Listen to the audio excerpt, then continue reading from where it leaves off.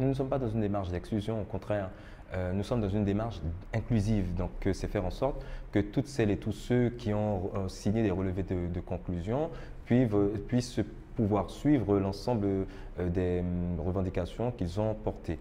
Alors oui, bien évidemment, il y a eu des stigmates, vous n'avez pas manqué de le souligner, mais néanmoins, nous restons dans une démarche où nous sommes ouverts pour permettre à tout le monde de suivre, de faire suivre en tout cas les revendications qui ont été portées par les uns et par les autres. Moi, tout ce que je veux retenir, c'est que lorsque nous nous mettons ensemble pour faire quelque chose pour ce pays, nous pouvons réussir.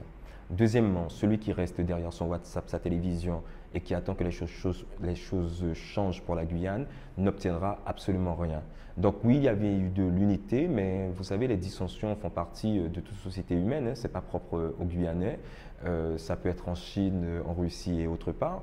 Donc moi, c'est tout ce que je veux retenir, notre capacité à être unis autour d'une cause. Deuxièmement, notre détermination. Ça a démontré que si on n'est pas déterminé, eh bien, l'État n'entend pas, ne veut pas entendre. Et troisièmement, une conscientisation qui a commencé, on n'est pas au summum de la conscientisation, une conscientisation qui a commencé sur une échelle de 20, peut-être que nous sommes à 1,75, mais je prends sur les 1,75, ça veut dire que nous commencerons, ou en tout cas nous continuerons d'autres combats en partant à partir de ces 1,75.